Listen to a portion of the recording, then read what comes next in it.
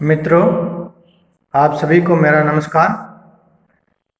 मैं डॉक्टर एस.ए. मंजुनाथ, हिंदी विभागाध्यक्ष, पॉम्पे कॉलेज ऐकड़ा, मंगलूर, अध्यक्ष मंगलूर विश्वविद्यालय, हिंदी अध्यापक संघ, मंगलूर, कर्नाटक।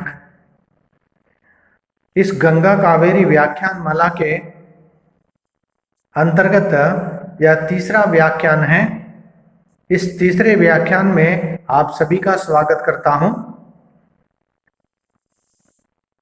यह व्याख्यान श्री लाल बहादुर शास्त्री महाविद्यालय, गोंडा, उत्तर प्रदेश और पॉम्पे कॉलेज ऐकड़ा, मंगलूर, कर्नाटक तथा मंगलुरु विश्वविद्यालय हिंदी अध्यापक संघ, मंगलूर, कर्नाटक के तत्वावधान में आयोजित है।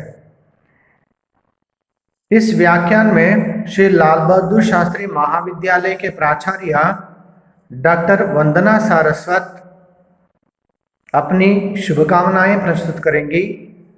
मैं उनका आदरपूर्वक अपनी शुभकामना के लिए स्वागत करता हूं।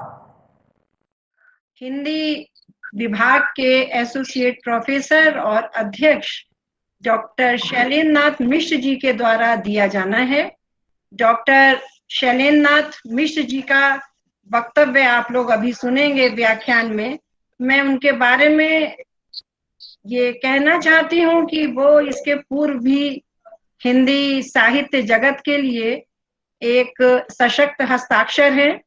हिंदी साहित्य जगत और हिंदी प्रेमियों के लिए उनका नाम नया नहीं है। निश्चित रूप से उनके विचारों से हम सभी बहुत लाभान्वित होंगे। वो अनेक अंतर्राष्ट्रीय मंचों पे अनेक समसामयिक विषयों पर भी अनेकों व्याख्यान यदा कदा देते रहते हैं और हर क्षेत्र में उनकी अपनी एक पहचान है।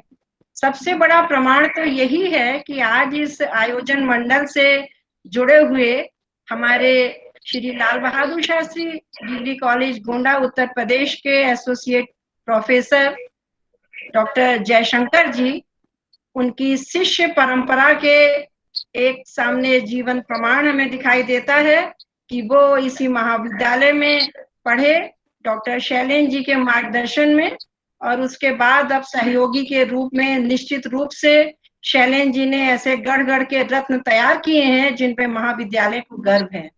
मैं इस व्याख्यान माला के और आज के साहित्य अध्यापन की जो समस्याएं हैं, इस व्याख्यान के लिए शैलेंद्र जी को, आयोजक मंडल सबको अपनी शुभकामनाएं देती हूँ। बहुत बहुत धन्यवाद। शुभकामनाएं देने के लिए लाल बहादुर शास्त्री गोंडा, उत्तर प्रदेश के प्राचार्य डॉक्टर वंदना सारस्वत जी, आपका भी मैं बहुत बहुत धन्यवाद करता हूं। और हमारे पॉम्पे कॉलेज ऐकड़ा के प्राचार्य प्रोफेसर जगदीश ओल्ला हमारे साथ जुड़े हुए हैं। उनसे निवेदन है कि वे अपनी शुभकामनाएं जो प्रदान करें।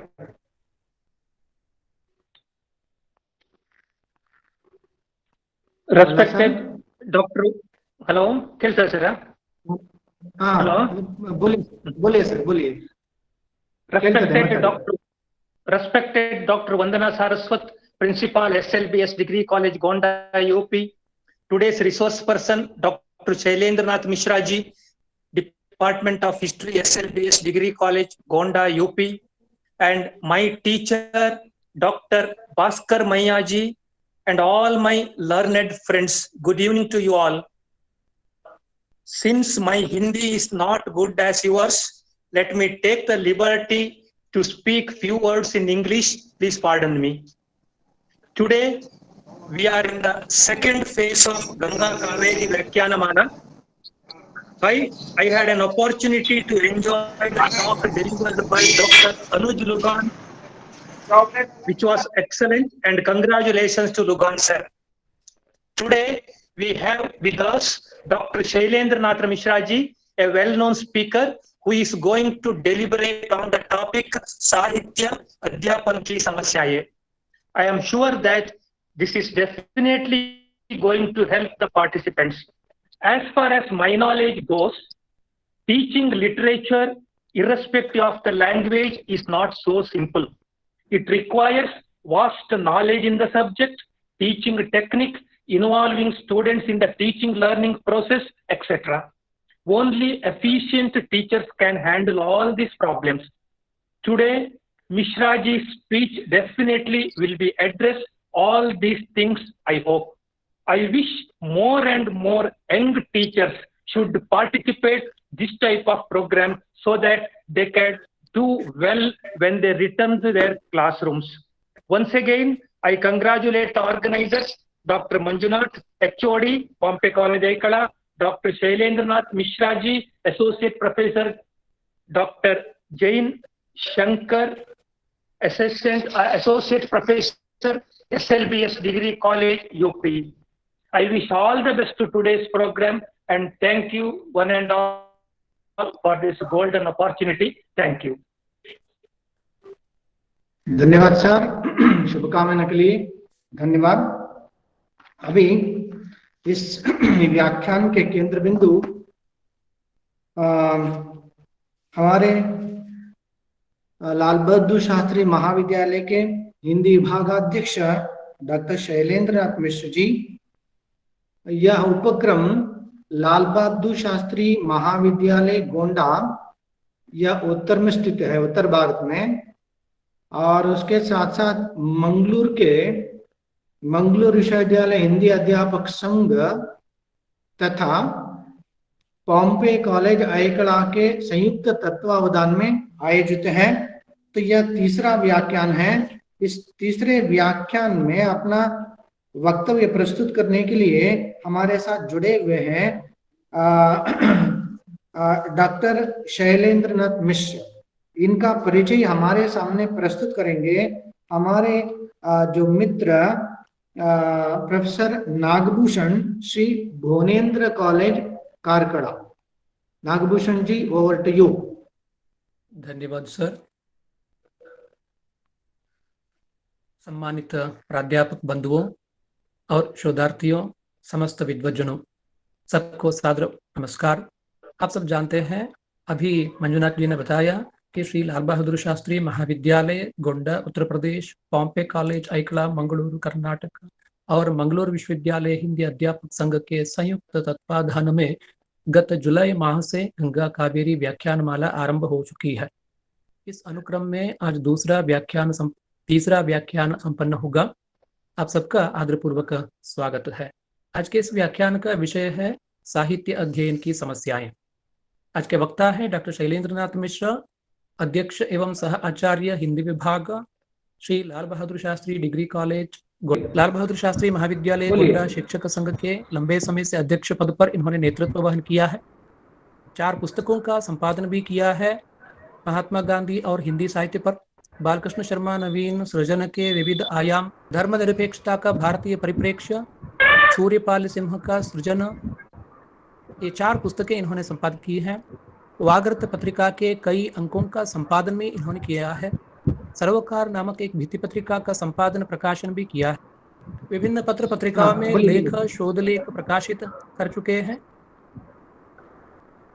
बद्रीनाथ भट्ट व्यक्तित्व सृजन एवं चिंतन विषयक लघु शोध प्रबंध और इसके साथ साथ ललित निबंध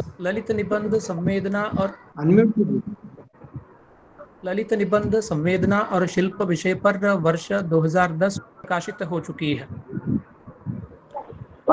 लगभग 30 वर्षों से स्नातक और परास्नातक स्तर का शैक्षिक अनुभव, अध्यापक का अनुभव भी इनको प्राप्त है।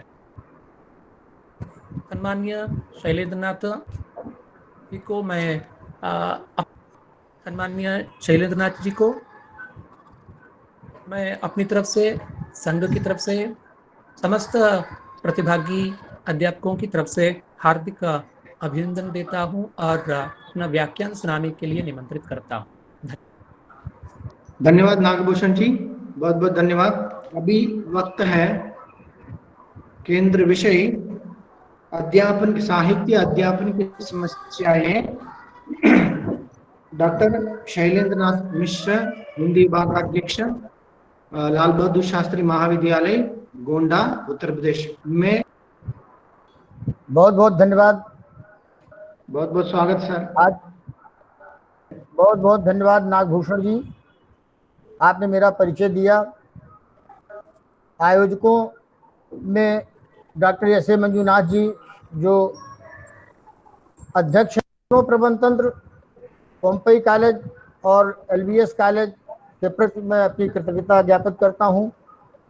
साथ ही जो हमारे दो विद्वान, बड़ा महत्वपूर्ण विषय आज का जो है चयन किया आयोजकों ने और मुझे साहित्य अध्यापन की समस्याओं के ऊपर विचार करने का जो अवसर दिया है, मैं उसके लिए एक बार पुनः पोम्पई कॉलेज के प्राचार्य प्रोफेसर जगदीश के होला जी और LBS कॉलेज की प्राचार्य डॉक्टर वंदना सारस्वत जी के प्रति अपना आभार व्यक्त करता हूं।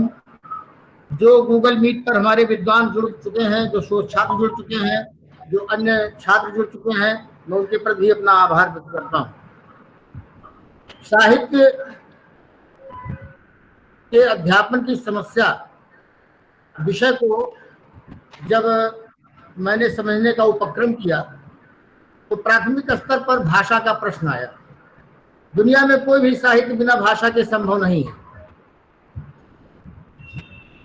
भाषा का मूलतः जो कार्य है वो अभिव्यक्ति का सशक्त माध्यम होना है और उसके माध्यम से हम अपनी दिनचर्या को लगातार अच्छे ढंग से संपादित कर सकते हैं। तो प्राथमिक स्तर पर भाषा का जो कार्य है वो बोलचाल का है, लेकिन इसके बाद उसके अन्य कार्य जो हैं उनमें परंपरा से प्राप्त जो ज्ञान है उसके संरक्षण का बहुत बड़ा दायित्व भाषा के ऊपर है। हम साहित्य को साहित्य के रूप में ले रहे हैं, विशेषतः हिंदी साहित्य के संदर्भ में हमारी बात होगी, लेकिन पहले हम साहित्य के बुनियादी चरित्र को समझने का उपक्रम करेंगे, जो अभी तक प्रयास किया जा रहा है लगातार उसको समझने का, लेकिन कुछ अभी अंतिम रूप से कहा नहीं जा सकता। भाषा में जिस संरक्षण की परंपरा और ज्ञान के संरक्षण की बात हम लोग कर रहे हैं वो आप जान रहे हैं कि लगातार पीढ़ी दर पीढ़ी हमारे पास आज जो भी ज्ञान के नाम पर चीज है वो सब भाषा में है। हमारे पूर्वजों के अनुभव भाषा में बंद है। आज भाषा के माध्यम से वो हजारों साल की लंबी यात्रा करते हुए हमारे पास आ चुके हैं।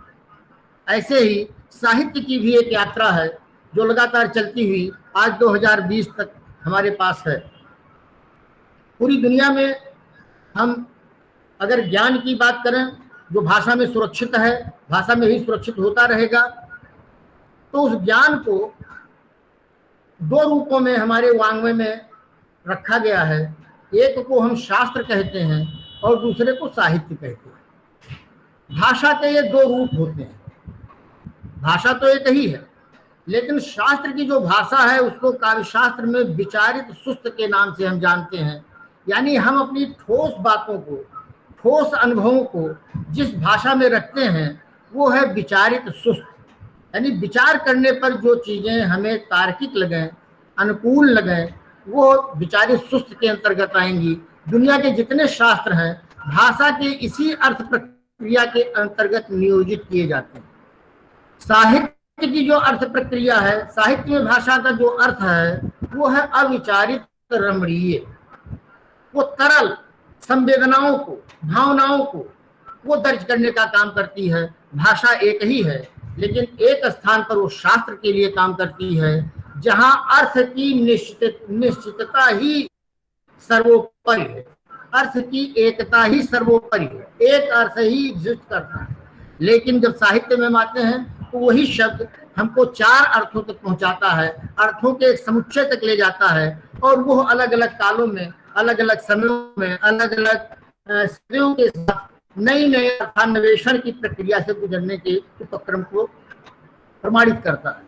साहित्य में कोई अंतिम अर्थ नहीं है, लेकिन शास्त्र में जो पहला अर्थ है वही अंतिम अर्थ भी है। तो साहित्य के अध्यापन की समस्या भाषा के अध्ययन की समस्या नहीं है।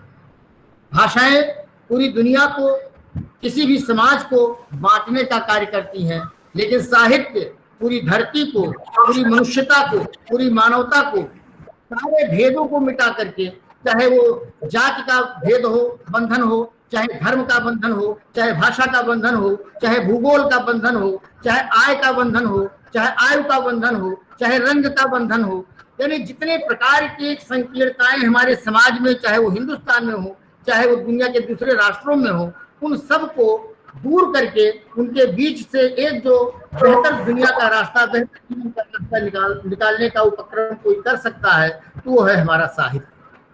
ये जरूर है कि साहित्य में हम जो भाषा का प्रयोग करते हैं, आज हमारे पास आ गई है कि हम अनुवाद के माध्यम से दुनिया के हर साहित्य से जुड़ रहे हैं और देशांतर साहित्य से हमारा अच्छा खासा गहरा संपर्क हो रहा है। तो दुनिया में साहित्य का जो मिजाज है वो एक, उस मिजाज की एक लंबी ऐतिहासिक उदाहरण हमारे सामने है कि कैसे कैसे किन किन कालों में हमने भाषा के माध्यम से आदिकाल, भक्तिकाल, रीतिकाल, आधुनिक काल, और आधुनिक काल के साथ साथ हम जो समकाल तक आ गए हैं, समकालीनता का जो हमारा काल चल रहा है, ऐसे बहुत सारे आंदोलनों, विचारधाराओं के इतिहास को हमने साहित्य के विभिन्न विधाओं में विकसित होते हुए देखा। जैसे हर चीज का एक इतिहास है, वैसे ही अध्यापन का भी एक इतिहास है। अध्यापन के इतिहास को अगर हम समझना चाहें तो हिंदुस्तान में हमें उसके 3 स्टेप देखने पड़ेंगे। एक स्टेप, पहला चरण, जब हम गुलाम नहीं थे उस समय की हमारी जो शिक्षा व्यवस्था थी। दूसरा चरण, जब हम गुलाम हुए, यानी मुगलों से लेकर अंग्रेजों के काल तक। और तीसरा, जब हम आजाद हुए, हमारे पास अपना संविधान हुआ, 1947 से लेकर 1950 के बाद जो चीजें आई, वो तीसरा स्टेप है हमारे शिक्षा और ज्ञान के व्यवस्था। इस प्रक्रिया को आप इस रूप में समझ सकते हैं कि हम साहित्य अध्यापन की जो समस्याओं को रेखांकित करना चाहते हैं वो क्यों करना चाहते हैं, क्योंकि दुनिया में जो वांग्मय है उसमें विद्याएं शास्त्र के पास हैं, और साहित्य का जो अध्ययन की जो परंपरा प्रारंभ हुई है, उसके पहले साहित्य का अस्तित्व रहते हुए अगर उसके अध्ययन और अध्यापन की परंपरा नहीं थी, अध्ययन की परंपरा थी, हमें उसको भी समझने की जरूरत है। साहित्य के लिए क्लासरूम होना, अध्यापक होना ये आवश्यक नहीं। साहित्य की जो सीधी प्रतिज्ञा है, वो प्रतिज्ञा जो है जुड़ती है सहृदय से, वो जुड़ती है प्रमाता से, वो जुड़ती है रसिक से, वो जुड़ती है बुद्धिजन से, वो पाठक से, श्रोता से, दर्शक से। सीधे सीधे संपर्क साहित्य का जो है, साहित्य की जो दुनिया है, उस दुनिया के लिए हमें सहृदयों की आवश्यकता है, प्रमाताओं की आवश्यकता है, रसिकों की आवश्यकता है, इन्हीं के नाम है बुद्धिजन की आवश्यकता है। तो ये जो साहित्य का सीधा संपर्क पाठक से है वो कट गया है। आज हमारे जीवन से ही साहित्य कट गया है। साहित्य की पुस्तकों का हमारे जीवन में कोई स्थान नहीं रह गया है। आम नागरिकों के यहाँ अगर देखा जाए, सर्वे किया जाए, तो पुस्तक संस्कृत लुप्त होती आपको दिखाई पड़ेगी। और जब हम BA MA में आते हैं, स्नातक और स्नातक के पाठ्यक्रमों में साहित्य के विद्यार्थी के रूप में आते हैं, तो हमें विभिन्न जो है विधाओं का अध्ययन करना रहता है। ऐसे में हमें उस साहित्य से गुजरना पड़ता है, उस साहित्य का पाठक बनना पड़ता है। तो ये जो प्रक्रिया है, इस प्रक्रिया में एक महत्वपूर्ण चीज आती है, वो कि एक निश्चित हमको दर्शक, पाठक और श्रोता के रूप में विद्यार्थी मिलता है, और उस विद्यार्थी को हमें साहित्य का अध्ययन कराना है और अध्यापन करना है। तो हम एक साहित्य शिक्षक के रूप में, एक हिंदी साहित्य शिक्षक के रूप में हमारे सामने कौन सी चुनौतियां हैं, कौन सी समस्याएं हैं, हम क्या अपने को क्यों जो है अनिजी जिसको कहा जाता है, ऐसा महसूस कर रहे हैं कि जैसे हम कुछ ठगे से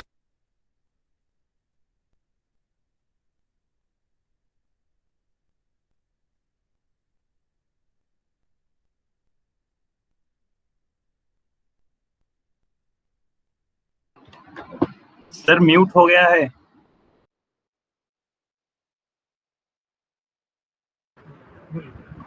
इसी रूप में मिला है कि हम लोग इस बात को समझने का उपक्रम कर सकते। साहित्य के संदर्भ में जब हम विचार करेंगे तो क्रमिक ढंग से हम समस्याओं पर विचार करेंगे। एक समस्या जो पहले चरण में मुझे दिखाई पड़ती है, वो विद्यार्थी जब प्रवेश ले लेता है स्नातक और परास्नातक के पाठ्यक्रमों में, तो उन पाठ्यक्रमों के जो निर्माण करने की प्रक्रिया है वो विश्वविद्यालय अनुदान आयोग के द्वारा नियंत्रित है और उसने विभिन्न प्रकार के कार्यशालाओं के माध्यम से जो पाठ्यक्रम की गुणवत्ता का वर्धन किया है उसका उपयोग करते हुए विश्वविद्यालयों के पाठ्यक्रम समितियों के द्वारा कुछ अध्ययन के लिए पुस्तकों का निर्माण किया जाता है। मैं इस प्रक्रिया का पूरी तरीके से विरोधी हूं। मैं इसको स्वस्थ साहित्य परंपरा के अध्ययन के विरुद्ध मानता हूं। क्यों? क्योंकि इसमें समय से किताबें विद्यार्थियों को नहीं मिल पाती हैं। पाठ्यक्रम समितियों के द्वारा जो एक प्रकाशन व्यवसाय का संदर्भ ग्रहण किया जाना चाहिए, उस संदर्भ में मैं रेखांकित करूंगा कि इसी प्रक्रिया के नाते विभिन्न पाठ्यक्रमों की, विभिन्न प्रश्न पत्रों की जो पुस्तकें हैं, संपादित पुस्तकें हैं, उनका स्तर लगातार गिरता जा रहा है और हमारे जो छात्र हैं वो पूरे देश में इसी प्रक्रिया के कारण रचनाकारों की मूल पुस्तकों का दर्शन नहीं कर पाते। उन्हें सर्गों के माध्यम से, उन्हें एक एक निबंधों के संकलन के माध्यम से, नाटकों का अध्ययन पूरी किताब के रूप में हो जाता है, उपन्यास भी पूरी किताब के रूप में हो जाता है, लेकिन और सारी चीजें जितनी विधाएं हम पढ़ाते हैं उनकी कोई भी पुस्तक रचनाकार की छात्रों तक नहीं पहुंच पाती। यहाँ तक कि कामायनी और जो महत्वपूर्ण हमारे शास्त्रीय ग्रंथ हैं उनका दर्शन भी हमारे विद्यार्थियों को एमए कर लेने के बाद भी नहीं मिल पाता है। एक बहुत बड़ी कमी यह है जो पाठ्यक्रम के नाते लगातार 3 साल पे पाठ्यक्रम बदल देना। साहित्य एक तरफ शाश्वतता का प्रतीक है, सर्वकालिकता का प्रतीक है, सार्वभौमिकता का प्रतीक है, और दूसरी तरफ हम उसे 3 साल भी जीवित नहीं रहने देते। नए के मूल्यांकन में हमारे पुस्तकालय की जो पुस्तकें हैं उसको 75% इसीलिए जो है आउट ऑफ डेट मान लिया गया, क्योंकि वो सब पाठ्यक्रम से जुड़ी हुई किताबें थी जो 3 साल के बाद अप्रासंगिक हो जाती हैं। तो साहित्य तो अप्रासंगिक होता ही नहीं है, वो तो कालजयी है, शाश्वत है। जब तक मनुष्यता रहेगी साहित्य रहेगा। अगर हमको बुद्धि से मजबूत होना है तो शास्त्र रहेंगे, और अगर हृदय से मजबूत होना है तो साहित्य का साथ रहना पड़ेगा।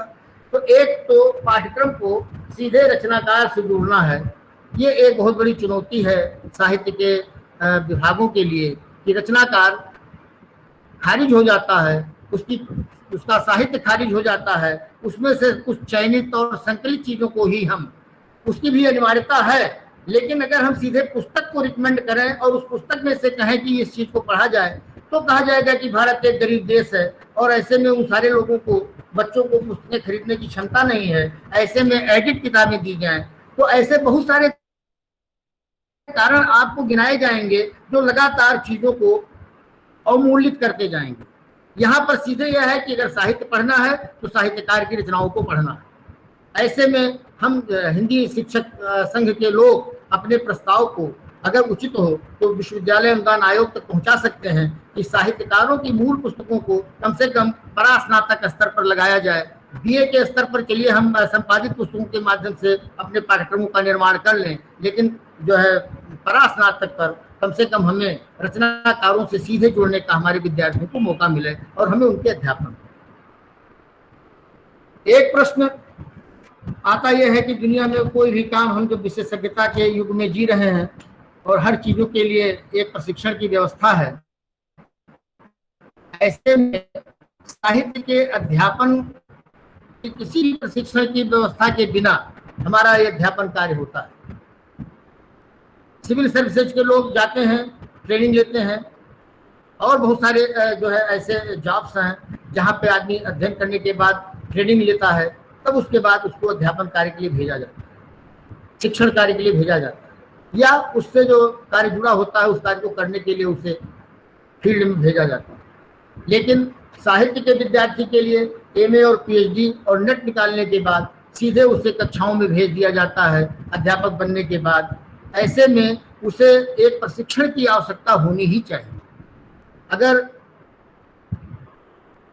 नियुक्ति के साथ 1 वर्ष के प्रशिक्षण की, साहित्य के प्रशिक्षण की, साहित्य अध्यापन के प्रशिक्षण की व्यवस्था कराई जाए जो बहुत उचित होगा और जिसका अंतःशास्त्र विकसित करना होगा वो हमारे बड़े बड़े विद्वानों के द्वारा जो है कर लिया जाएगा, उसमें कोई शक नहीं है। तो ऐसे में एक साहित्य के अध्यापन के प्रशिक्षण की व्यवस्था की भी चाहिए, जिससे कि हम एक ट्रेंड प्रशिक्षित प्राध्यापकों से पाए, क्योंकि इससे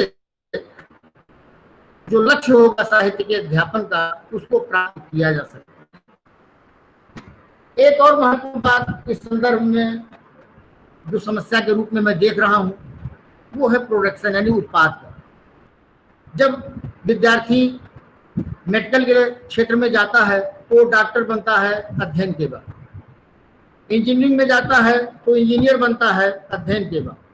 लेकिन हमारे यहाँ साहित्य में जब वो एमए कर लेता है, पीएचडी कर लेता है, तो उसके सामने बड़ी संभावनाएं जो रहती हैं वो क्षीण हो जाती हैं और एक संभावना केवल बचती है कि वो कहीं अध्यापक हो जाए। ये जो साहित्य अध्ययन का निष्कर्ष है ये थोड़ा सा समझ में ना आने वाला है।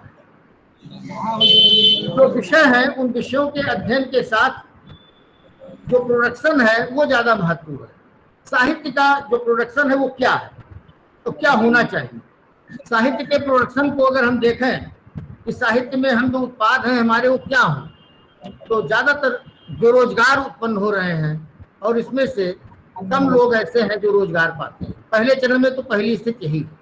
लेकिन दूसरे स्तर पर अगर हम देखें साहित्य का जो मूल प्रकार है, जो मूल लक्ष्य है साहित्य का मनुष्य बनाना, क्योंकि मनुष्यता से श्रेष्ठ धरती पर कुछ है नहीं और साहित्य के अतिरिक्त मनुष्यता के संकल्पना को और कोई साकार कर नहीं सकता है। इसलिए धरती पर मनुष्यता बचेगी अगर साहित्य रहेगा तभी बचेगी, साहित्य ही मनुष्यता को बचा पाएगा। ऐसे में अगर हम ये सोचें कि हमने साहित्य के अध्यापन से अच्छे मनुष्य पैदा किए हैं तो भी हमें पुनर्मूल्यांकन की जरूरत पड़ेगी। मुझे लगता है कि हमने अगर ऐसा हो गया हो, अचानक हो गया हो, संयोगात हो गया हो तो ठीक है, अन्यथा ये हमारे लक्ष्य में या हमारे घोषित लक्ष्यों में नहीं रहा होगा। दूसरे चरण पर अगर हम कहें मनुष्यता से अतिरिक्त अगर एक कोई चरण बनता है तो वह है एक श्रेष्ठ नागरिक। साहित्य हमें एक अच्छा श्रेष्ठ नागरिक बनाने का उपक्रम कर सकता है, उसको करना है, उसका लक्ष्य होना चाहिए। लेकिन हम एक श्रेष्ठ नागरिक, वह नागरिक जो जात के आधार पर अपने सार्वजनिक जीवन में कोई निर्णय न ले, वह नागरिक जो धर्म के आधार पर अपने सार्वजनिक जीवन में कोई निर्णय न ले, जो भाषा के, धर्म के, भूगोल के और जो भी इस तरह की संकीर्णताएं हैं उन सब के आधार पर निर्णय न ले, एक ऐसे नागरिक का जन्म साहित्य के अध्यापन से हम कर सकते हैं जो अभी हमें पूरी तरीके से दिखाई नहीं पड़ रहा। तो हम एक श्रेष्ठ शिक्षक बना रहे हैं साहित्य अध्यापन के द्वारा, एक श्रेष्ठ मनुष्य बना रहे हैं या एक श्रेष्ठ नागरिक बना रहे हैं। ये जो तीन अवस्थाएं हैं अभी तक, इनमें कितना हम सफल हो पाए हैं, इस समस्या को भी हमें एक अध्यापक के नाते, साहित्य शिक्षक के नाते समझने की आवश्यकता है। इस क्रम में जब हम और आगे चलते हैं तो आलोचक एक हमारे श्रेणी में है, रचनाकार के साथ साथ आलोचना का एक बड़ा भाग है। अब एक आलोचक का जो कार्य है वह कार्य और एक साहित्य शिक्षक का जो कार्य है वह कार्य, क्या दोनों एक है?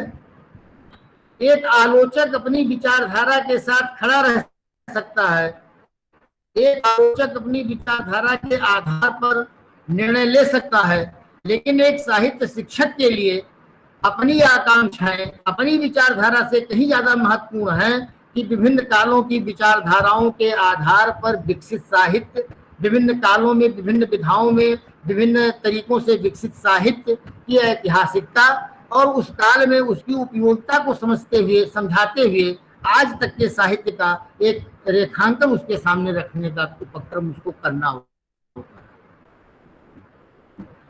तो जब हम प्रशिक्षित जो है साहित्य शिक्षक की बात करते हैं तो हम ये कहना चाहते हैं कि अगर हम एक प्रशिक्षित जो है अध्यापक पाएं और उसके द्वारा साहित्य का अध्यापन कराएं तो हम जितने छंद हैं, जितने रस हैं, जितने अलंकार हैं, खाली उनकी सूचना नहीं देंगे बल्कि उनको क्लास में प्रायोगिक तरीके से रखा जा सकता है। जिन छंदों को हम पढ़ाते हैं उन छंदों के निर्माता बन सकते हैं हमारे छात्र। यानी हम साहित्य के अध्यापन के माध्यम से केवल शिक्षक न पैदा करें, एक मनुष्य, एक नागरिक और रचनाकार ये पैदा कर सकते हैं। तो साहित्य के विभागों के जो उत्पाद हैं उनमें स्वतंत्र तौर पर ये सारी चीजें आपको मिलेंगी, लेकिन घोषित लक्ष्य के आधार पर आपको ये कहीं नहीं दिखाई पड़ेंगी। साहित्य के विभागों से आलोचक निकले हैं, साहित्य के विभागों से अच्छे मनुष्य निकले हैं, साहित्य के विभागों से अच्छे नागरिक निकले हैं, साहित्य के विभागों से अच्छे रचनाकार निकले हैं,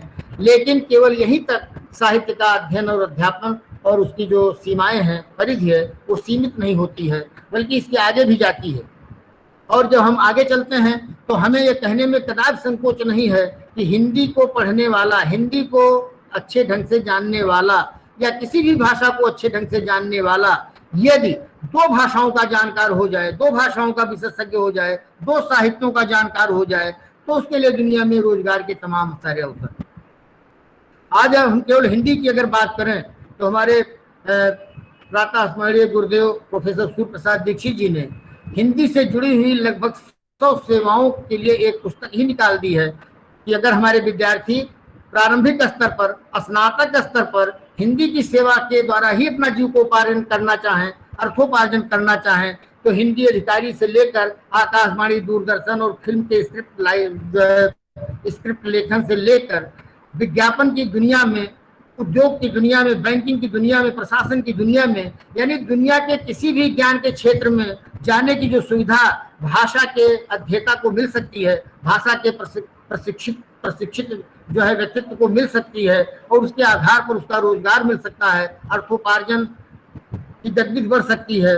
तो ये जो है इस चीज को भी हमें समझने की जरूरत है कि यदि साहित्य के अध्यापन को हम सीधे रोजगार से जोड़ना चाहें तो कम से कम हिंदी में ये सुविधा है कि आज हमारे पास सैकड़ों रोजगार, 50 तो ऐसे आधिकारिक रोजगार हैं, कार्य हैं, पेशे हैं जिनको हमारे विद्यार्थी प्राप्त कर सकते हैं, लेकिन इनकी सबकी कोई पूर्व नियोजित भूमिका न होने के कारण हम इसको अपने जीवन में अच्छी तरीके से अभी उतार नहीं पा रहे। इस क्रम में अगर हम देखें तो किसी भी भाषा और साहित्य के 4 मूलाधार हैं।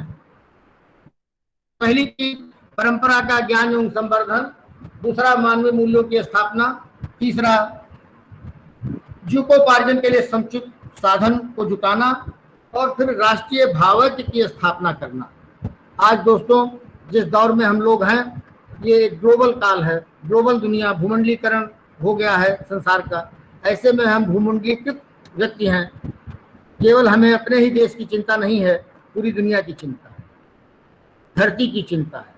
इसलिए आज जो ज्ञान है वो पूरी धरती पर प्रवाहित जरूर है, लेकिन जब हम उसका इस्तेमाल मानवता के हित में करेंगे तो कुछ परिणाम अलग आएंगे, और जब हम अपने व्यक्तिगत स्वार्थ के लिए करेंगे, आज जिस मुकाम पर दुनिया खड़ी है इस कोरोना काल में, आप जानते हैं छोटे से वायरस ने कहीं किसी लैब से लीक हुआ या प्रायोगिक तरीके से उसको भेजा गया और उसने पूरी दुनिया को अपने आगोश में ले लिया। इस दुर्घटना से पूरी दुनिया एक हो गई। आज हमारी जो समस्याएं हैं वो एक है, साहित्य अध्ययन की समस्याएं या अध्यापन की समस्याएं या साहित्य की चुनौतियां, ये हर भाषा की अपनी समस्याएं और चुनौतियां हैं, होनी चाहिए। हमें अपने कार्यों का मूल्यांकन का अवसर मिलना चाहिए। दूसरी बात जो साहित्य अध्यापन को लेकर के चुनौती के रूप में हमारे सामने है वो ये है कि आज ऑनलाइन एजुकेशन के माध्यम से जब हम साहित्य का अध्यापन करेंगे तो जो दूरी अभी रचनाकार और पाठक के बीच में इस साहित्य अध्यापन के दौर में पैदा हुई, वो दूरी फिर छात्र और अध्यापक के बीच में भी पैदा हो जाएगी। वो दूरी जो साहित्य शिक्षक ही नहीं, कोई भी शिक्षक जो अपने आचरण से अपने विद्यार्थियों को पढ़ाता था, आचरण ही पढ़ा देता था, शब्द नहीं बताता था, लेकिन आचरण के द्वारा ही विद्यार्थी अनुशासित हो जाता था। वो जो मौन प्रशिक्षण की व्यवस्था अध्यापन और जो है संस्थानों में थी, वो ऑनलाइन एजुकेशन से पूरी तरीके से खारिज हो जाएगी। वैसी ही स्थिति हो जाएगी जैसे आज साहित्य जो है पाठक विहीन होता जा रहा है, ऐसे ही संस्थान जो है छात्र विहीन हो जाएंगे और साहित्य के विद्यार्थी ऑनलाइन मिलेंगे, तो आगे उनका व्यक्तित्व क्या बनेगा, ये हमारे लिए एक जो है विचारणीय विषय होना चाहिए।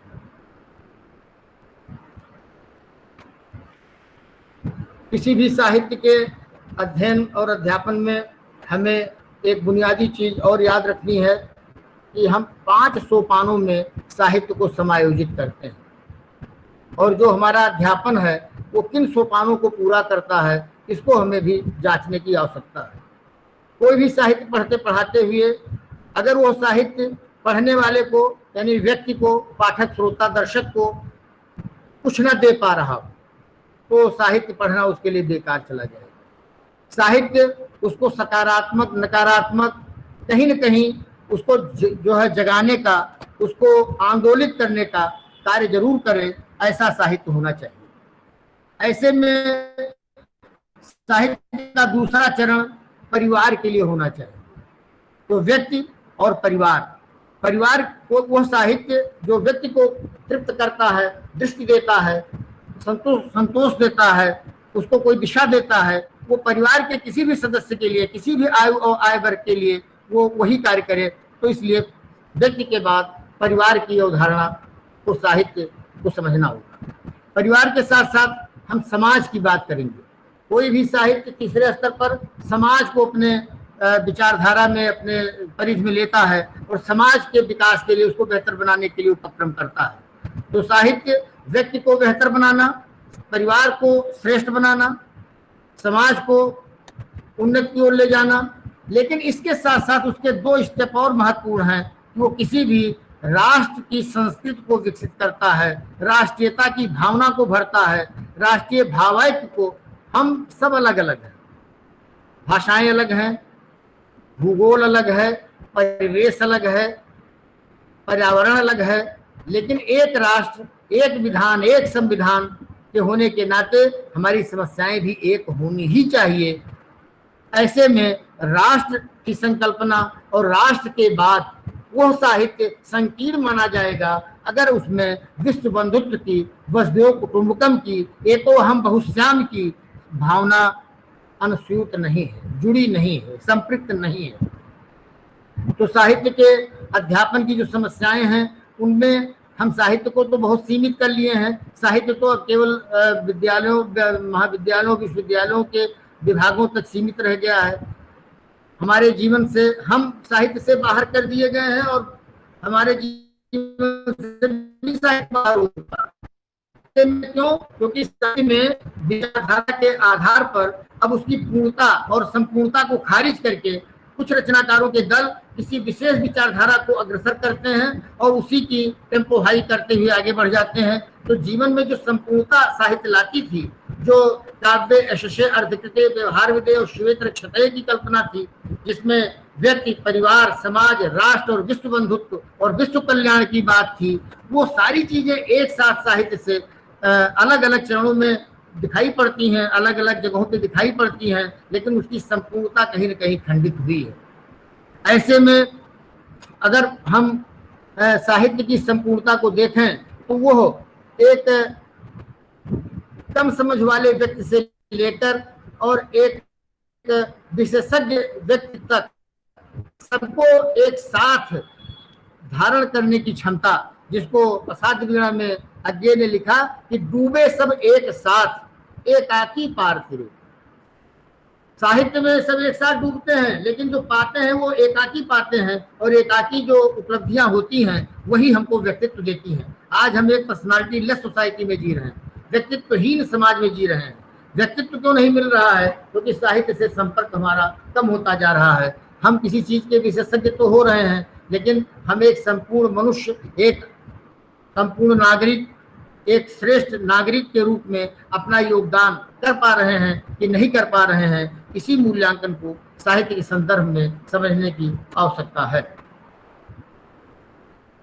अगर साहित्य को साहित्य के दृष्टि से हम देख रहे हैं तो आलोचना को हम साहित्य के अंदर ग्रहण करेंगे कि नहीं ग्रहण करेंगे। एक इतिहास कार के रूप में हम साहित्य के इतिहास को समझने का उपक्रम करते हैं और एक इतिहासकार साहित्य के इतिहास को समझने का उपक्रम करता है, दोनों में अंतर हो जाएगा, क्योंकि इतिहास का जो विशेषज्ञ है वो इतिहास दर्शन के सूक्ष्मताओं को समझते हुए साहित्य का इतिहास लेखन करेगा, और एक सामान्य अध्यापक साहित्य का जो जुड़ाव रखता है वो करेगा, तो क्या छत बनेगी साहित्य के इतिहास लेखन की। ऐसी बहुत सारी चीजें साहित्य अध्यापन की चुनौती और साहित्य अध्यापन से जुड़ी हुई हैं।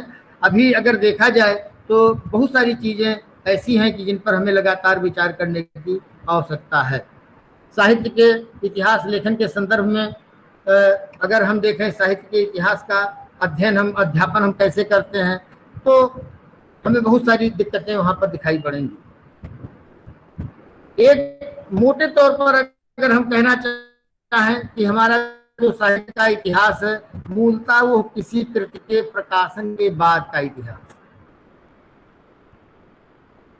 जबकि मूल इतिहास अंधेरे में डूबा हुआ है, वो है रचना प्रक्रिया का।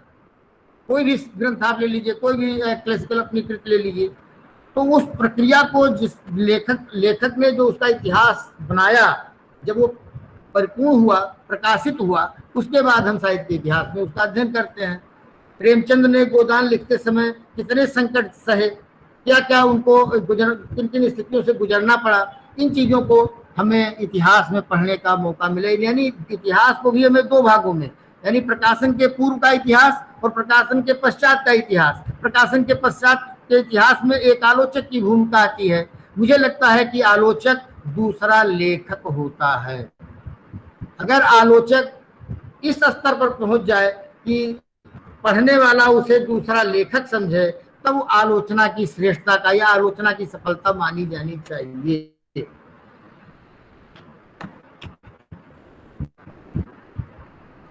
हिंदी में अध्यापन करते हुए बहुत सारे लोग बहुत सारी चीजें लिखते हैं। अभी मेरे बारे में ही बताया गया कि मैं 4 पुस्तकों का संपादन किया हूं, लेकिन ज्ञान के क्षेत्र में इस प्रक्रिया का बड़ा नकारात्मक और व्यंग्यात्मक उपयोग किया लोगों ने।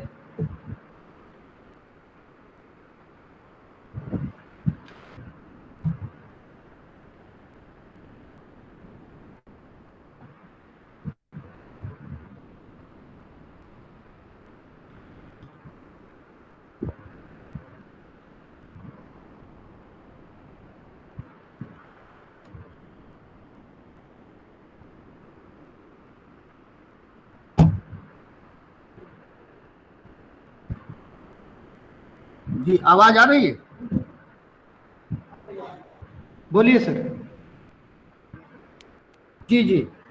तो हिंदी अध्यापकों के साथ जब आलोचना में हिंदी अध्यापन के लोग आए तो उनकी बड़ी कटु आलोचना की गई और ये बताया गया कि ये प्राध्यापकीय समीक्षा है, ये प्राध्यापकीय आलोचना है, ये मुदरसी आलोचना है।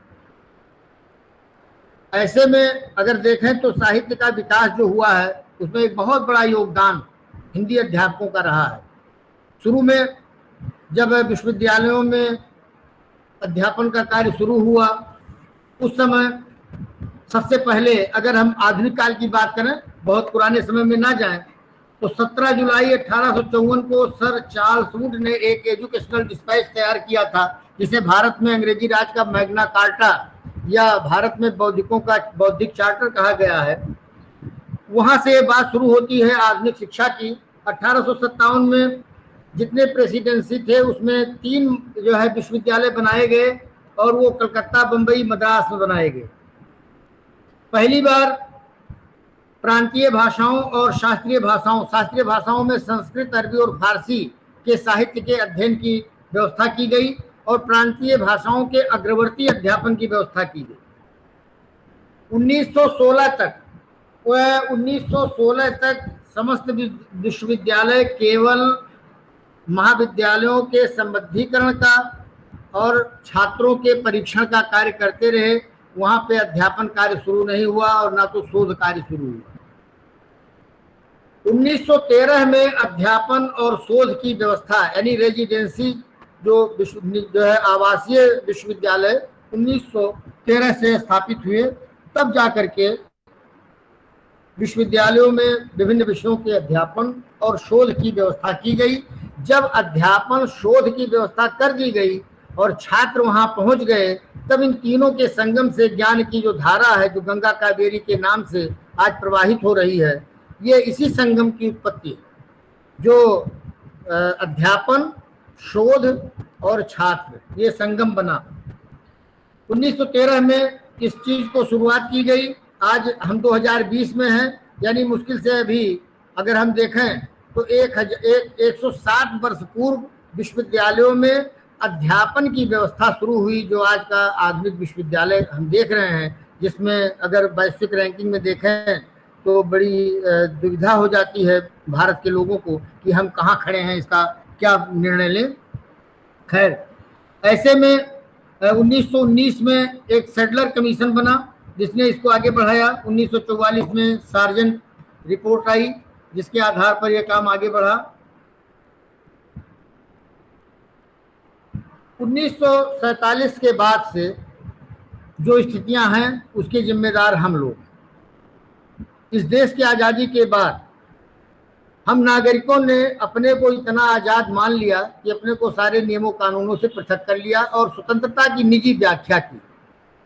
आज मूल्यहीनता को मूल्य बना दिया गया है हमारे समाज में, जिसे अगर लड़ना है तो साहित्य के द्वारा ही लड़ा जाएगा, और साहित्य अगर कहीं बचा है तो वो अध्यापन के क्षेत्र में ही बचा है। नागरिकों के जीवन से साहित्य गायब हो चुका है। ऐसे में साहित्य शिक्षकों की इस धरती को संवारने में, इसको सुखी, सुंदर और शोषण मुक्त बनाने में एक बहुत बड़ी भूमिका आ गई है, जो आप किसी अधिकारी वर्ग से, किसी राजनीतिक वर्ग से, किसी व्यापारी वर्ग से, किसी कृषि वर्ग से अपेक्षा करके नहीं कर सकते। तो मूल्यों की स्थापना, मूल्यों की पुनर्स्थापना के लिए अगर कोई जिम्मेदार क्षेत्र है तो वह है साहित्य, और साहित्य का अध्यापन और साहित्य के शिक्षक।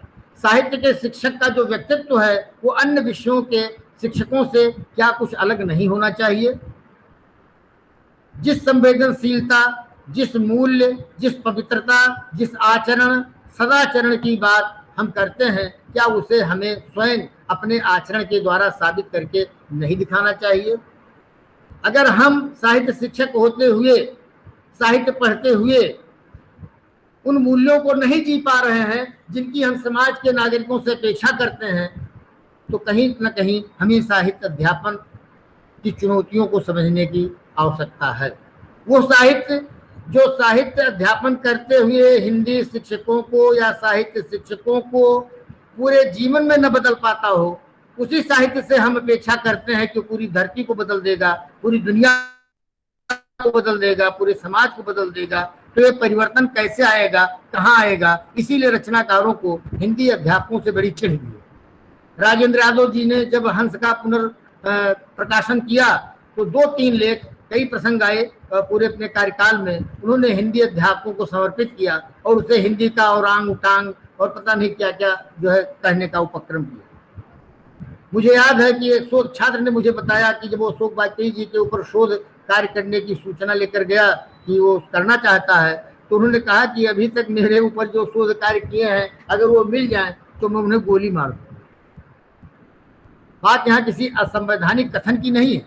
बात यह है कि हम जो कार्य कर रहे हैं उसके पीछे हमारा लक्ष्य क्या है, साहित्य क्या है को समझते समझते हम बहुत सारी किताबें, अथा तो साहित्य जिज्ञासा, कविता क्या है, निबंध क्या है, साहित्य क्या है, इस पर लगातार कार्य करते रहे हैं। लेकिन साहित्य क्यों है, साहित्य क्यों पढ़ाया जाए, कैसे पढ़ाया जाए, इस पर भी हमें विचार करने की आवश्यकता है। साहित्य लगातार लिखा जाएगा, लेकिन वो हिंदी अध्यापकों का दायित्व नहीं है। साहित्यकार पैदा होते रहेंगे, उन्हें समय उपस्थितियां पैदा करेंगी, लेकिन अगर हमें साहित्य अध्यापन करना है तो हमें इस चीज को समझना होगा कि जिस साहित्य से हम व्यापक परिवर्तन की अपेक्षा करते हैं, शाश्वत परिवर्तन की अपेक्षा करते हैं, या किसी अन्याय के खिलाफ खड़े होने की अपेक्षा करते हैं, प्रतिरोध की संस्कृति विकसित करने की अपेक्षा करते हैं, अगर वो चीज हमारे जीवन में समझौतों के शक्ल में आती हो, हमारे जीवन में इस रूप में आती हो कि हम अपने को एक श्रेष्ठ नागरिक और मनुष्य के रूप में परिभाषित न कर पाते हो, और दुनिया के उन सारे मूल्यों को मूल्य बना चुके हों जो अवमूल्यित हो चुके हैं, क्योंकि बेईमानी को भी अगर हमने एक मूल्य बना दिया और सारे के सारे पदों पर भ्रष्टाचार को अगर हमने एक मूल्य स्वीकार कर लिया, जो आजकल देखा ही जा रहा है, तो ऐसे में बड़ी विडंबना हो जाएगी और हम एक प्रक्रिया को छोड़ करके किसी दूसरे रास्ते पर चल पड़े हैं। तो कहीं न कहीं साहित्य अध्यापन की चुनौतियों के द्वारा हमें इन चीजों को समझने की आवश्यकता है कि वो राजेंद्र यादव को ना कहना पड़े, अशोक वाजपेयी को ना कहना पड़े। अज्ञे जैसे श्रेष्ठ रचनाकार अगर ये कहते हैं कि ये हमारा दुर्भाग्य है कि हम विश्वविद्यालयों में पढ़ाए जाएंगे, तो कहीं न कहीं हिंदी पाठ्यक्रम समिति के निर्माताओं और हिंदी शिक्षकों को भी ये हमें समझने की जरूरत है कि हम रचनाकारों को भी अपने अध्यापन से संतुष्ट कर पाएं, उन्हें भी दिशा दे पाएं, उन्हें भी एक ऐसा जो है स्थान अपने जीवन में मिल पाए कि उनको पढ़ने वाले जो विद्यार्थी हैं वो रचनाकार के रूप में आए, वो पत्रकार के रूप में निकलें, वो विभिन्न क्षेत्रों में रोजगार करें। लेकिन साहित्य की जो बुनियादी चीज है कि वो एक अच्छे मनुष्य और एक अच्छे नागरिक की भूमिका को न त्यागें। साहित्य के अध्यापन का जो अंतिम लक्ष्य होना चाहिए मेरी दृष्टि में वो है श्रेष्ठ मनुष्य और नागरिकता का गठन, नागरिकता का निर्माण। वो पूरी धरती के लिए उपयुक्त होगा, देश के लिए उपयुक्त होगा, अपने प्रदेश के लिए उपयुक्त होगा, वो अपने जिले के लिए उपयुक्त होगा, अपने गांव के लिए, अपने समाज के लिए उपयुक्त होगा, अपने समाज के लिए उपयुक्त होगा।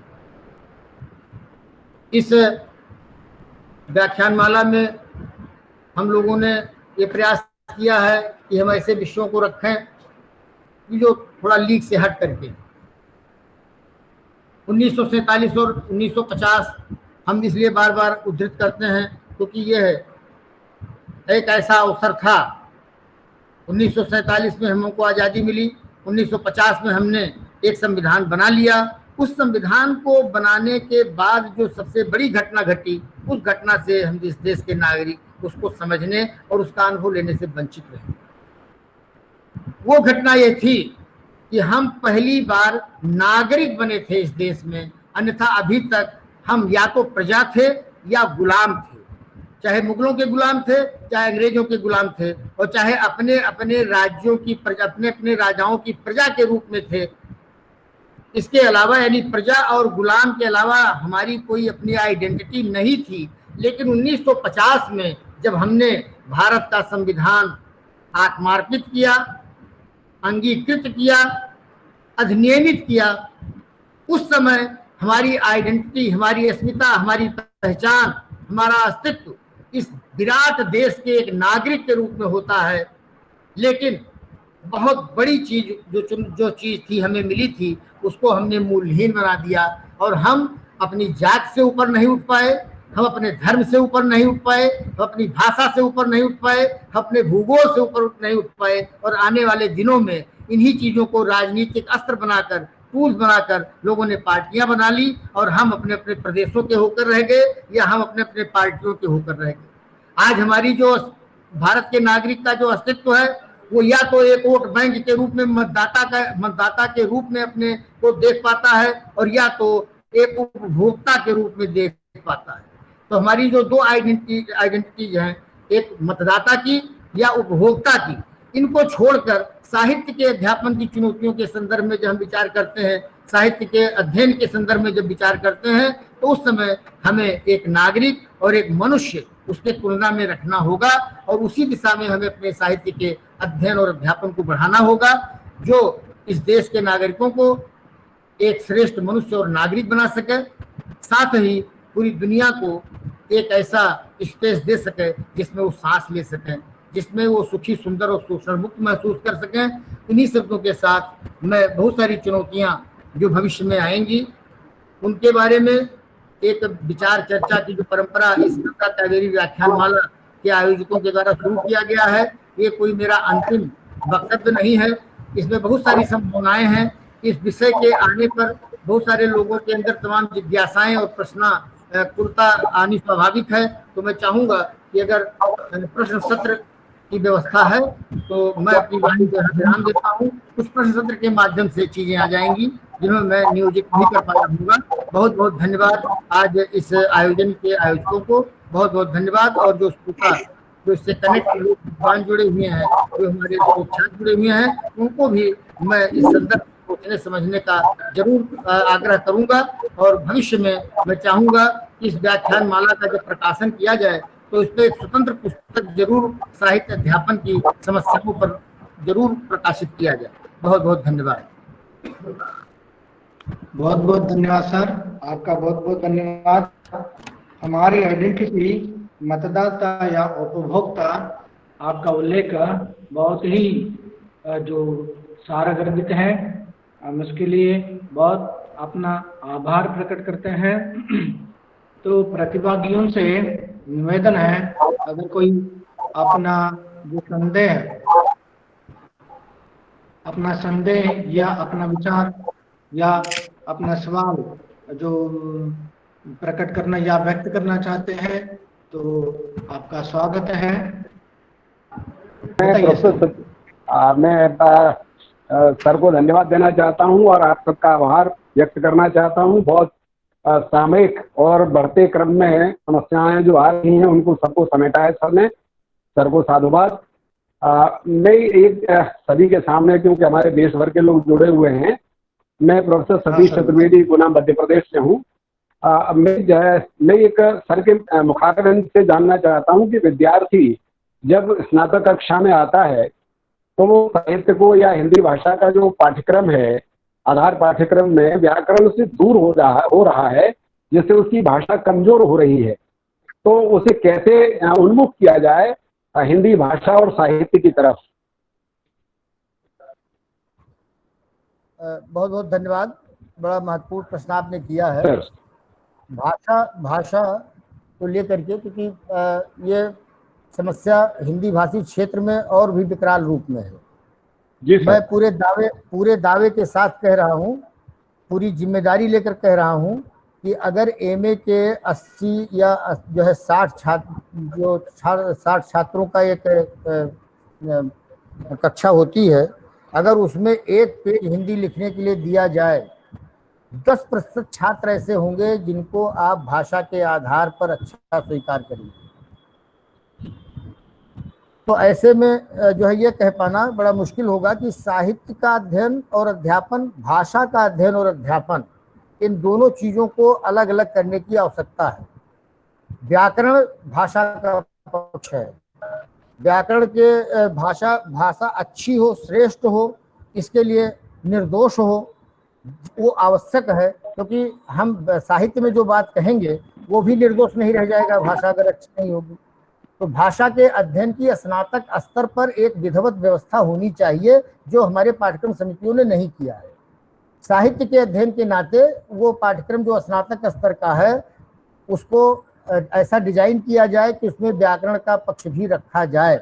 स्नातक स्तर पर हम उनकी भाषा श्रेष्ठ हो ये प्रयास कर सकते हैं।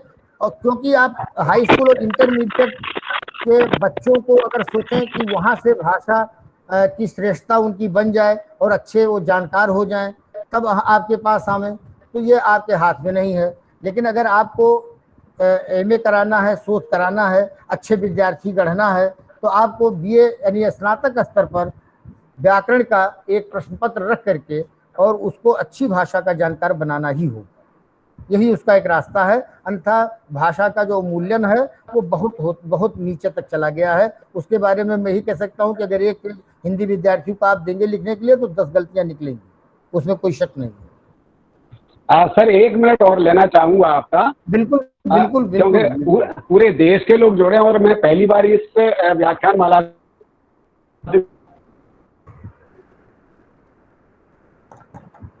कहिए सर। जी बताता है। तो भाषाई त्रुटियां बहुत करता है, और कारण मैं ये मानता हूं कि गांव में जो प्राइमरी टीचर्स हैं वो हमारे यहाँ जो हिंदी पढ़ाते हैं, वर्णमाला पढ़ाते हैं, तो छोटा आ बड़ा आ, माने छोटा बोला तो भी आ बोला, बड़ा बोला तो भी आ बोला, तो आ ई का जो अंतर है छोटी बड़ी करके पढ़ाते हैं, ये बड़ी समस्या है। और यहाँ भाषाई त्रुटियां बहुत गहरे जड़े जमा लेती हैं, क्योंकि उसे स्वरों का ज्ञान ही नहीं होता है, बोध ही नहीं होता है।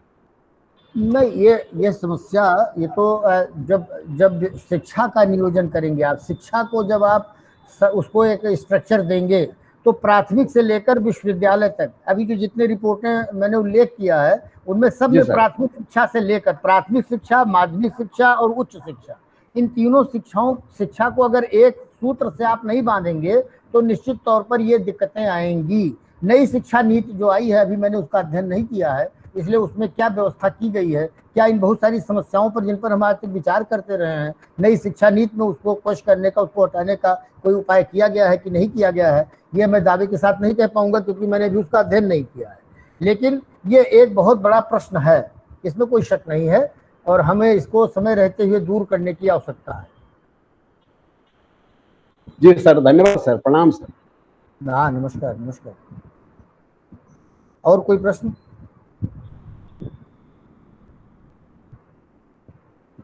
हाँ डॉक्टर साहब, कोई और प्रश्न? और कोई प्रतिभागी अपना सवाल उठाना मतलब पूछना चाहते हैं तो आपका स्वागत है।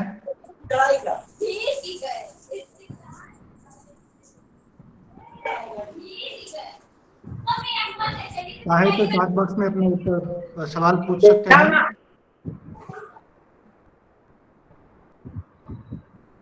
अरे प्रश्न पूछना जो है ये कोई अवज्ञा नहीं है, ये तो खाली जिज्ञासा है। बहुत सारी समस्याएं आपके पास होंगी जो मैं भी बता ही नहीं पाया हूँ। वही सर, वही सर।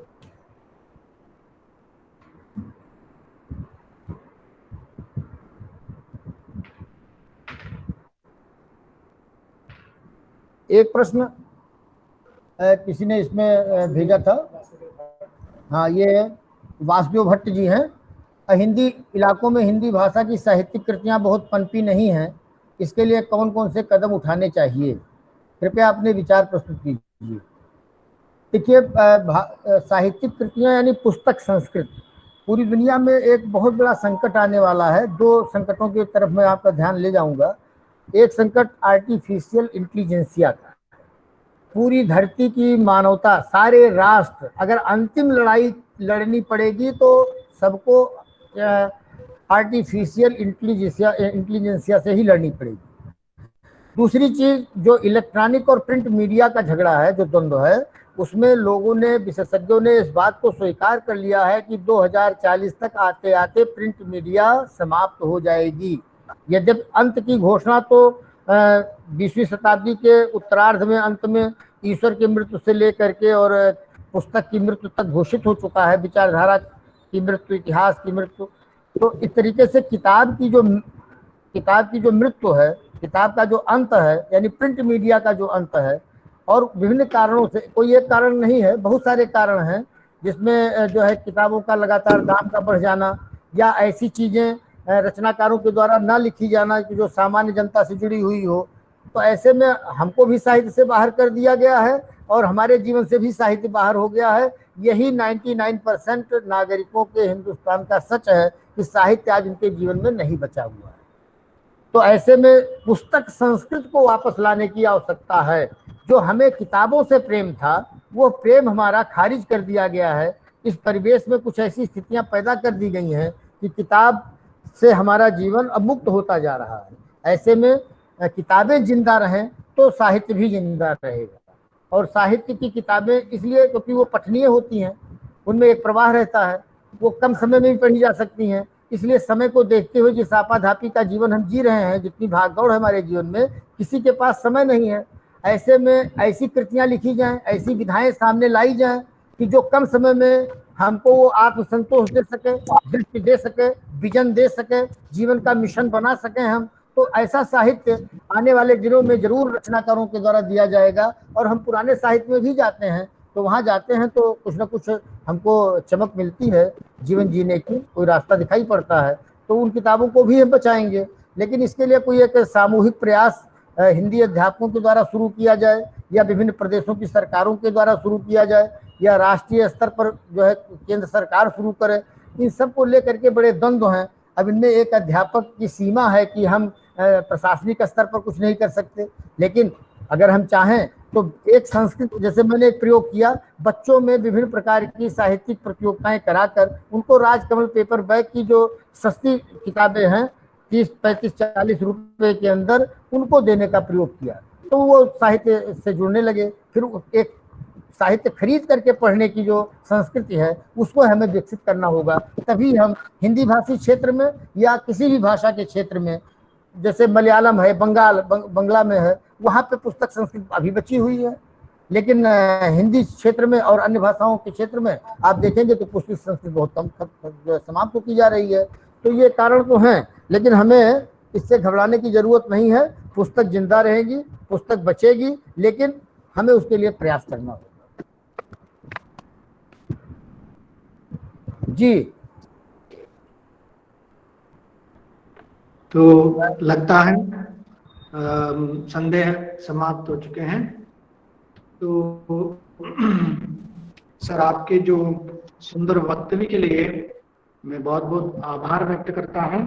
मित्रों, यह लाल बहादुर शास्त्री महाविद्यालय गोंडा और पॉम्पे कॉलेज एकला तथा मंगलुरु विश्वविद्यालय हिंदी अध्यापक संघ मंगलुरु के तत्वावधान में आयोजित यह गंगा कावेरी व्याख्यान माला का तीसरा व्याख्यान है। पहला व्याख्यान था हमारे मित्र डॉक्टर दिनेश पाठक जो मुंबई से पेंशन के संबंध में अपना वक्तव्य प्रस्तुत किया था, और दूसरा व्याख्यान था हिंदी के आदिवासी कवि डॉक्टर अनुज लुगुम, सहायक आचार्य हिंदी विभाग, दक्षिण बिहार केंद्रीय विश्वविद्यालय बिहार से जुड़े हुए थे। उन्होंने जो लंबी कविताओं के बारे में अपना व्याख्यान प्रस्तुत किया था। तो यह तीसरा व्याख्यान है। और मित्रों, आपसे निवेदन करता हूं, इस व्याख्यान माला के अंतर्गत इस महीने में हम महीने में 4 व्याख्यान आयोजित करते हैं।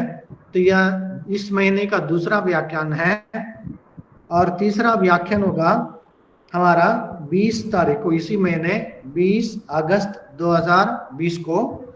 उसमें हमारे साथ जुड़ेंगे डॉक्टर आशीष त्रिपाठी, आचार्य हिंदी विभाग, बनारस हिंदू विश्वविद्यालय वाराणसी से जुड़ेंगे।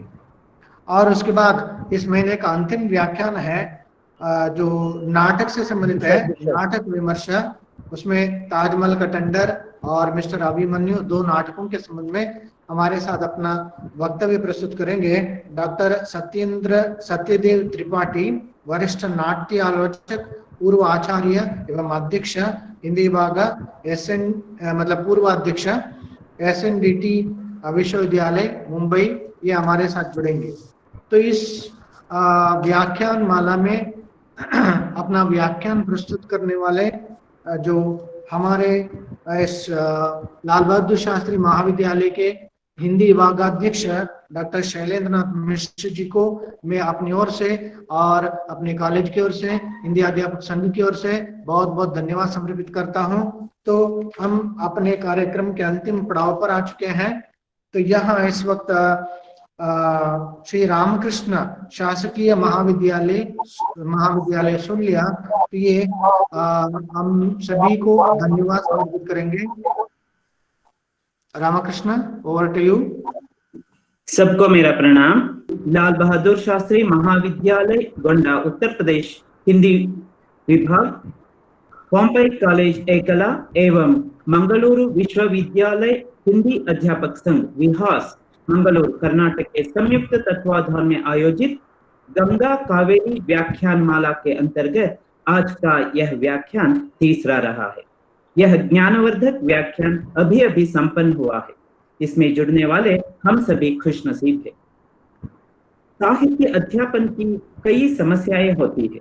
उन सभी समस्याओं के लिए कई समाधान आज हमें प्राप्त हुए हैं। इसके लिए हम आभार प्रकट करना चाहते हैं। सर्वप्रथम श्री लाल बहादुर शास्त्री महाविद्यालय के हिंदी विभागाध्यक्ष एवं सह आचार्य डॉक्टर शैलेंद्र नाथ मिश्र जी को मैं आभार प्रकट करना चाहता हूं। उनके कुछ विचार मुझे बहुत अच्छे लगे हैं। जैसे उन्होंने कहा कि साहित्य से संसार को हम बदल सकते हैं, और एक विचार अध्यापन, शोध और छात्र इनका त्रिवेणी संगम हो तो कोई कूड़ा करकट नहीं बच सकता। साहित्य समाज को शुद्ध रखता है और एक विचार मुझे बहुत अच्छा लगा कि मूल्यों की स्थापना करने वाले शिक्षक ही है, क्योंकि शिक्षक हमेशा साहित्य के साथ जुड़े रहते हैं। सर, आपको हम पोम्पई कॉलेज एवं विभाग की ओर से तहे दिल से धन्यवाद अर्पित करता हूं। आपको मेरा धन्यवाद। गंगा कावेरी व्याख्यान माला आयोजन करने की योजना बनाकर पूरे भारत को एक सूत्र में बांधने वाले दो महारथी है श्री लाल बहादुर शास्त्री महाविद्यालय गोंडा की प्राचार्य डॉक्टर वंदना सारस्वत जी एवं पोम्पई कॉलेज के प्राचार्य प्रोफेसर जगदीश होल्ला जी। आप दोनों को आयोजकों की ओर से आभार व्यक्त करता हूं। आप दोनों को आभार। व्याख्यान माला के केंद्र में रहकर सभी विद्वज्जनों को एकजुट करके व्याख्यान माला की सफलता में अग्रणी रहे हैं, हर एक काम में आगे रहने वाले हैं पोम्पई कॉलेज के हिंदी विभागाध्यक्ष एवं सह आचार्य तथा विभाग के अध्यक्ष डॉक्टर एस.ए. मंजुनाथ जी। वे हमारे लिए आदर्श है। सर, आपको सभी प्रतिभागियों की ओर से मैं तहे दिल से धन्यवाद ज्ञापन करता हूँ। व्याख्यान माला को मूर्त रूप देने के लिए सदा सतर्क रहने वाले हैं डॉक्टर जयशंकर तिवारी जी। आप श्री लाल बहादुर शास्त्री महाविद्यालय के हिंदी विभाग में सह आचार्य के रूप में कर्तव्यरत है। आपके निरंतर सहयोग के लिए पोम्पई कॉलेज एवं विश्वविद्यालय हिंदी अध्यापक संघ चिर ऋणी है। आपको मैं शुक्रिया अदा करता। कार्यक्रम का लाभ उठाने वाले हैं इस कार्यक्रम के प्रतिभागी और इस कार्यक्रम को सफल बनाने वाले भी आप ही है। आप सभी को मैं तहे दिल से शुक्रिया अदा करता हूँ। आपका यह सहयोग नित्य निरंतर हमें मिलता रहे, यही आशा रखता हूँ। गंगा कावेरी व्याख्यान माला के तृतीय व्याख्यान कार्यक्रम में उपस्थित सभी गुणीजनों का स्वागत करने वाली श्रीमती गौरवी पांड्या जी, जो पूर्ण प्रज्ञा कॉलेज के हिंदी विभाग की सहायक आचार्य है, उन्हें भी मैं शुक्रगुजार हूँ।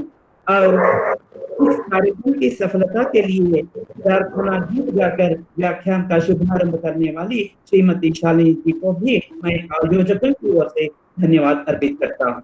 यह धन्यवाद ज्ञापन करने का मौका देने के लिए आभार प्रकट करते हुए अटल को डॉक्टर मंजुनाथ सर जी को सौंपता हूँ। आप सबको मेरा धन्यवाद। धन्यवाद रामकृष्ण जी। धन्यवाद देने हैं तो आपका भी मैं संघ की ओर से, कॉलेज की ओर से, लाल बहादुर शास्त्री महाविद्यालय और पोम्पई कॉलेज की ओर से आपका भी मैं धन्यवाद समर्पित करता हूं। और उसके साथ साथ इस कार्यक्रम में जो हमारे अतिथि का परिचय देने वाले हमारे मित्र प्रोफेसर नागभूषण श्री भुवनेन्द्र कॉलेज कारकड़ा, इनका भी मैं बहुत बहुत आभार व्यक्त करता हूं। तो मित्रों, यह हमारे यह प्रयास है उत्तर को दक्षिण से जोड़ने का। उत्तर को दक्षिण से जोड़ने का यह प्रयास साहित्य के माध्यम से हो रहा है। इस उपक्रम में हमारे साथ देने वाले हमारे जो मित्र और जो इस सभी पूरे कार्यक्रम के जो केंद्र बिंदु है या जिसकी उसको संभालने वाले हैं हमारे मित्र डॉक्टर जयशंकर तिवारी, उनका मैं हृदयपूर्वक धन्यवाद समर्पित करता हूं। तो मित्रों, आप सभी हमारे साथ जुड़े रहे और हमारा साथ दिया और पूरे भारत भर में दक्षिण से लेकर उत्तर तक बहुत से लोगों ने हमारे साथ जुड़े हुए थे। उन सभी का मैं बहुत बहुत आभार व्यक्त करता हूँ। और इस महीने का यह दूसरा व्याख्यान है और जैसे कि बताया गया है तीसरा व्याख्यान होगा समकालीन हिंदी कविता, संवेदना और शिल्प। इसमें हमारे साथ जुड़ेंगे बनारस हिंदू विश्वविद्यालय के आचार्य, हिंदी विभाग के आचार्य, वाराणसी से जुड़ेंगे वहाँ के हिंदी विभाग के आचार्य डॉक्टर आशीष त्रिपाठी, वे हमारे साथ जुड़ेंगे। कृपया आप सभी से निवेदन है आप सभी इस कार्यक्रम में हमारे साथ रहें। और इस महीने का चौथा व्याख्यान होगा 27 तारीख को, मतलब हर हफ्ते गुरुवार को, महीने के सप्ताह के हर हफ्ते गुरुवार को हम 4 बजे से 5 बजे तक का हमने समय निश्चय किया है, वह इस व्याख्यान माला का समय होता है। तो इस महीने का अंतिम व्याख्यान है डॉक्टर सत्यदेव त्रिपाठी, वरिष्ठ नाट्य आलोचक, पूर्व आचार्य एवं अध्यक्ष हिंदी विभाग, SNDT विश्वविद्यालय मुंबई, वे हमारे साथ जुड़ेंगे। हमारे साथ जुड़कर ताजमहल का टेंडर और मिस्टर अभिमन्यु नाटक के संदर्भ में अपना विमर्श हमारे साथ हमारे साथ बांटेंगे। तो इस प्रकार यह सभी आयोजन आप सभी के सहभागिता से संपन्न हुआ है, तो आप सभी को मेरी ओर से बहुत बहुत धन्यवाद। तो इसके साथ लगता है इस कार्यक्रम की समाप्ति की घोषणा कर सकते हैं। सर, आपका बहुत बहुत धन्यवाद। नमस्कार। नमस्कार।